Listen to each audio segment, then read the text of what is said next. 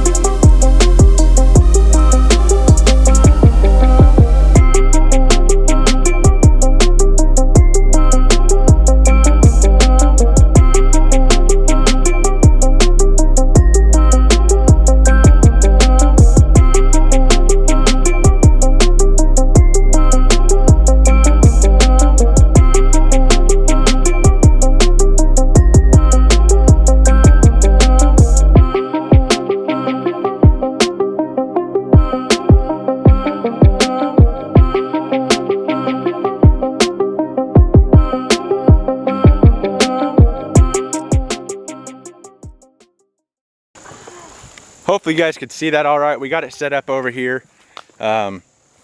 We did drill a couple holes in the bottom of this feeder, just so when they start eating and like stick their mouths and stuff in here, it will fall through. I think there's 6 holes in the bottom, fall through. Trail camera's there. There's a trail. We kind of have it set up to where it'll shoot both directions. Like I said, there's a lot of movement through the corn, so hopefully putting this feeder up will draw them this way. But I'll take you guys around and show you where the blind setup is. My stand's actually just right around the corner here, probably 20 yards. It kind of loops in around, and then we're down that way a little bit. But we did get a couple bigger deer on camera, so that's what I'm gonna try and do, get them to come up, eat from that feeder, get some better pictures and stuff of them. But yeah, we'll go ahead and head on around to where the blind is, and I'll give you guys a view of that.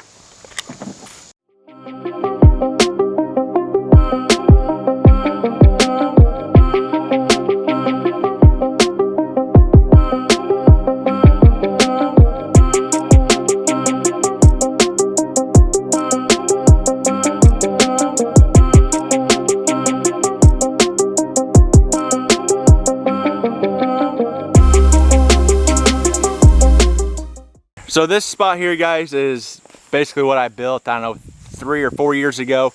I wanted something that was going to be able to block the wind. So we have a folding door down right there. You enter here on the side, and then there's 2 folding doors, little windows there on the side. Metal roof and stuff.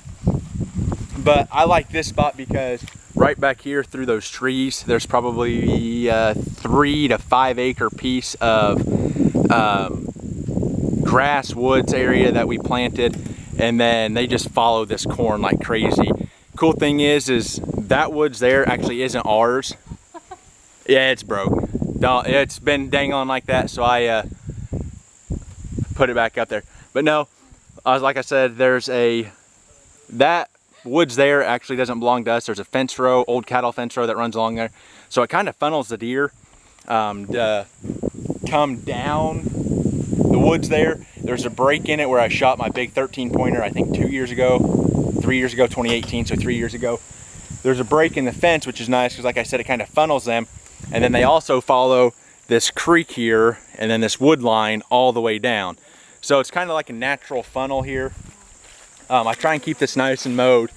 They should be pretty used to it now. I'll give the camera to my girlfriend up there and she can kind of give you guys a view of what you see. From here over to the other stand, I believe it was right at like 210, 220 yards, somewhere in there. So it's a good chunk across, but yeah, I'll pass the camera up to her real quick and she can kind of give you a view. So